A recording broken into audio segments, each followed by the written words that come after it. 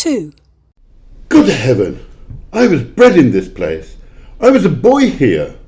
Your lip is trembling. What is that upon your cheek? What's what? Oh, nothing. It must be a pimple. Lead me where you would, Spirit. Do you remember the way, Ebenezer? To where? Your school. Remember it? I could walk it blindfolded. Strange that you've forgotten it for so many years. It is not quite deserted. A solitary child, neglected by his friends, is left there still. Poor boy. My mother died giving birth to my sister. My father grew morose and seemed to begrudge us both ever after. I wish... But it's too late now. What is it? It's nothing. There was a boy singing a Christmas carol at my door last night. I should like to have given him something, that's all. Who is this? Fanny? My little sister? Dear brother. Fan! Little Fan! You've grown! I have come to bring you home, dear brother. Home, little Fan? Yes, home for good and all. Father is much kinder than he used to be. He was in a pleasant mood just the other night, so that I was not afraid to ask him once more if he might come home, and he said yes, you should, and he sent me to bring you. Ebenezer, Father has arranged an apprenticeship for you. You are to be a man and begin your career. You'll never have to spend another moment in this dreadful school. But first, we'll be together all Christmas long and have the merriest time in all the world. Your sister was a frail creature and often ill, but she had a large heart. So she had. You're right about that, Spirit. I'll not contradict it, God forbid. Come, Ebenezer, pack your things. The carriage is just outside. Are you sure Father is ready to have me home? Oh, yes, I'm sure of it. But where am I to be apprenticed?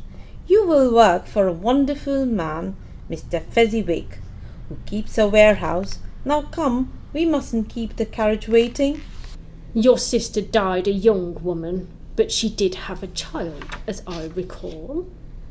Yes, a son. My nephew. His name is Fred Hollowell.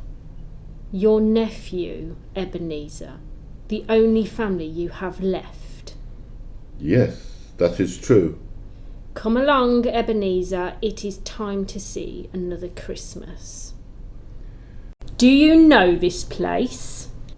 Know it? This is where I was apprenticed. Look, it's old Fezziwig. Bless his heart. Fezziwig alive again, and there's Dick Wilkins. We were the best of friends. Yo ho there, Ebenezer. Dick, no more work tonight, my boys. It's Christmas Eve. Clear all this nonsense away, all of you. We must make room. Life is too short for all work and no play. I say it's time for a party. Hilly ho, Dick. Cheer up, Ebenezer. It's such a small thing to make these silly people feel so much gratitude and joy. Small thing? Is it not? After all, what did he do, this Fezziwig? Spent a few pounds on a party. Does he deserve such praise as this? It isn't that, Spirit. Why, Mr. Fezziwig has the power to make us happy or unhappy. He can make our work pleasant or miserable, just in the way he looks at us and the way he addresses us. 1,000 such little things add up, you know, until the happiness he gives us is as great as if it cost a fortune. And... What is it? Nothing. Something, I think. No. It's just that I would like to be able to say a word or two to my clerk just now, that's all. Come, Ebenezer, my time grows short. Look. This was not addressed to Scrooge, or to anyone whom he could see, but it produced an immediate effect, for again Scrooge saw himself. He was a little older now, a man in the prime of life. His face had not the harsh and rigid lines of later years, but it had begun to wear the signs of care and avarice. There was an eager, greedy, restless motion in the eye, which showed the passion that had taken root, and where the shadow of the growing tree would fall. He was not alone, but sat by the side of a fair young girl in a morning dress, in whose eyes there were tears, which sparkled in the light that shone out of the ghost of Christmas past. I know it matters very little to you. Another idol has displaced me, and if it can make you as happy as I would have tried to do, I have no reasons to cry. What idol has displaced you? A golden one? Now there's a double standard for you. All the world speaks so vehemently against poverty, yet it condemns the pursuit of wealth just as harshly. You fear the world too much, Ebenezer. All your other hopes have merged into the one hope of eluding the disdain of others. I have seen you nobler virtues fall away one by one, until nothing is left but one master passion, the pursuit of profit. It consumes you. What then? Even if I have grown wiser and more astute, I haven't changed my feelings towards you. Oh, Ebenezer, our promise to one another is an old one. We made it when we were young and poor, and happy to remain so until we could improve our fortune together by patience and hard work. But you've changed. You're not the same man. Tell me, Ebenezer, if all of this had not happened, would you seek me out and try to win me now, a poor, dowerless girl with nothing to bring to a marriage? Just as I thought. You may feel sad now, Ebenezer, but I've no doubt that you will dismiss the thought of me very soon, as if you were glad to have awakened from a bad dream. May you be happy in the life you have chosen. Spirit, show me no more. Conduct me home. Why do you enjoy torturing me? There is one more shadow we must see. I don't wish to see it. Show me no more. I saw an old friend of ours this afternoon. Oh, who was it? Take a guess. Why, surely you don't mean old Ebenezer Scrooge? The very same. I passed his office window. His partner, Jacob Marley, lies upon the point of death, I hear. And there he sat, old Scrooge, all alone. Quite alone in the world, I do believe. Miserable wretch. Spirit, remove me from this place. I told you, these are shadows of the things that have been. That they are what they are. Do not blame me. Please, I beg you, take me away from here. I can bear no more. No more! After this mighty struggle, if that can be called a struggle, Scrooge was conscious of being exhausted and overcome by an irresistible drowsiness, and, further, of being in his own bedroom once again. He barely had time to reel to bed before he sank into a heavy sleep.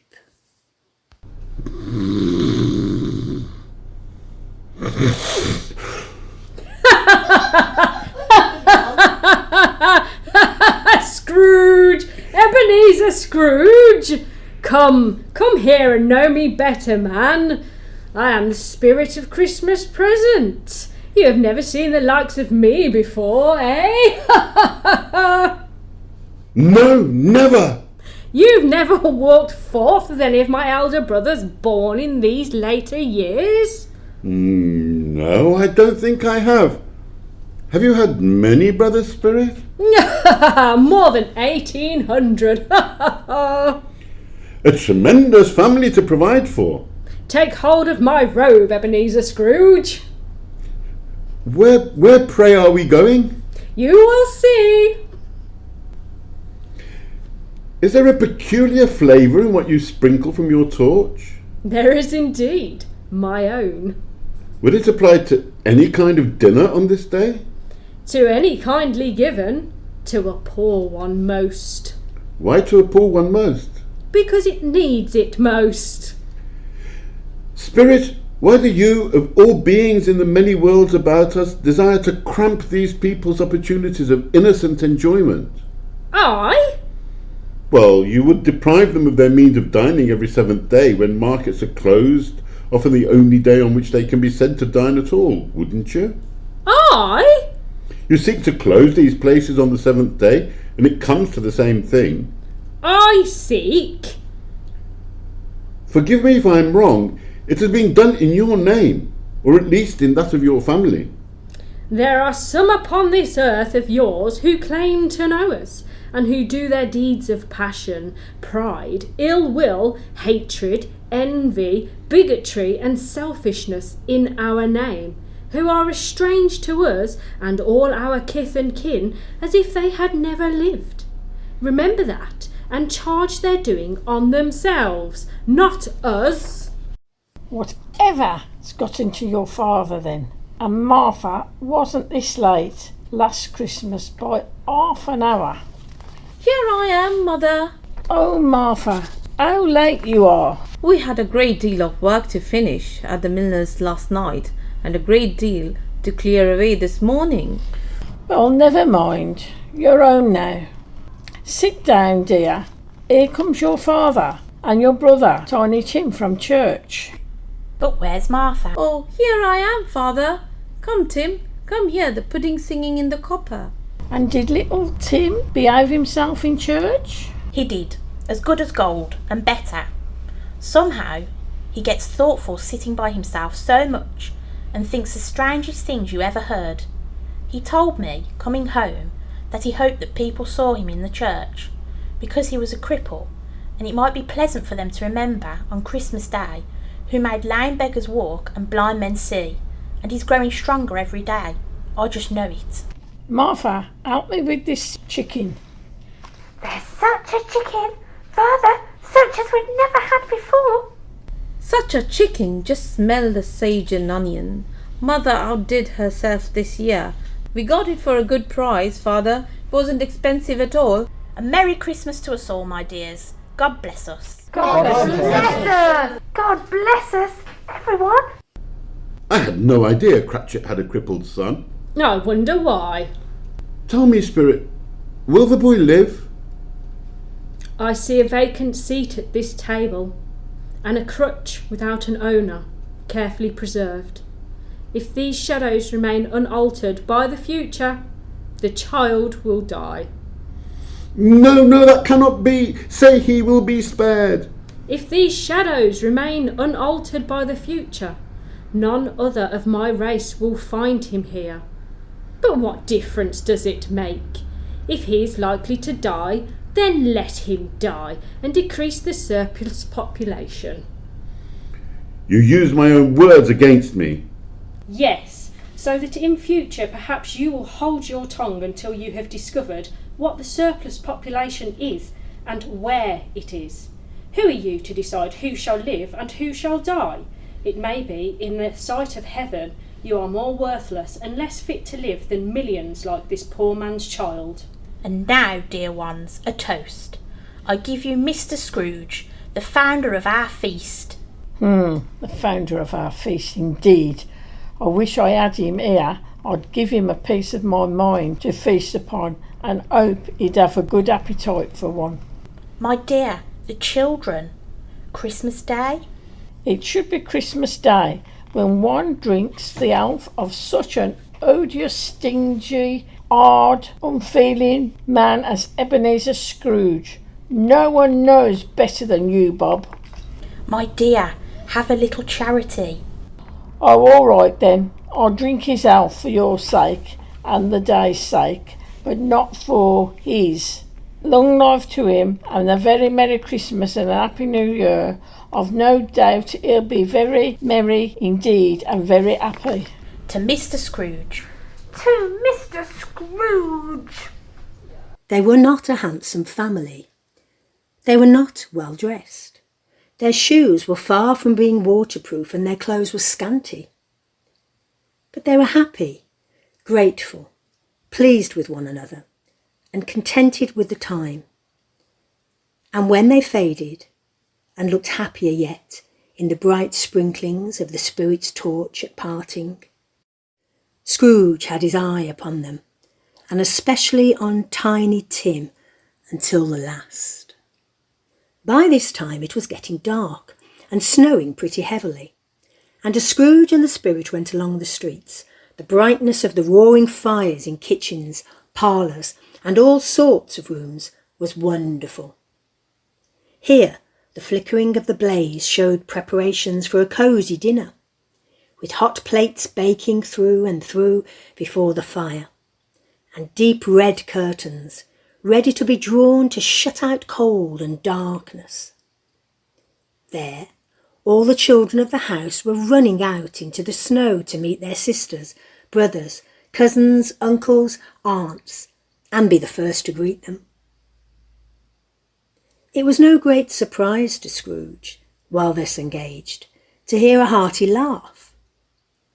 It was a much greater surprise to Scrooge to recognise it as his own nephew's, and to find himself in a bright, dry, gleaming room, with the spirit standing smiling by his side, and looking at the same nephew with approving affability. He said that Christmas was a humbug. He believed it too. More shame for him, Fred. He's really a comical old fellow, and not so pleasant as he might be. However, his offences carry their own punishment, and I have nothing to say against him. I'm sure he's very rich, Fred. At least you always tell me so. But his wealth is of no use to him. He doesn't do any good with it. He doesn't make himself comfortable with it, and I sincerely doubt he would ever consider benefiting us with it. Well, I have no pity for him. Oh, but I have. Who suffers by his ill whims? Himself always. Here, he takes it into his head to dislike us, and he won't come and dine with us. What's the consequence? He loses some pleasant moments which could do him no harm. I mean, to give him the same chance every year, whether he likes it or not. I think I may have cracked the old boy yesterday, if I do say so myself. He has given us plenty of merriment, I am sure, and it would be ungrateful not to drink his health. Here's to Uncle Scrooge! I would normally take offence at such tasteless banter and laughter at my expense. However, in view of the general gaiety of the occasion, I am inclined to overlook it. That is quite noble of you. Forgive me, Spirit, if I am not justified in asking, but I see something strange and not belonging to yourself protruding there from your skirts. Is it a foot or a claw? It might be a claw for all the flesh there is on it. Look here. Spirit, are they yours? No, they are yours. Do you not know them? This boy is ignorance. This girl is want. Beware them both, and all of their kind, but most of all, beware this boy, for on his brow I see written the word doom, unless the writing be erased. I dare ye to deny it. I dare ye to slander those who claim otherwise, and see where it leads. Have they no refuge or resource? Are there no prisons? Are there no workhouses? Scrooge heard the clock strike 12. He looked about him for the ghost and saw it not. As the last stroke ceased to vibrate, he remembered the prediction of old Jacob Marley, and lifting up his eyes beheld a solemn phantom, draped and hooded, coming like a mist along the ground towards him.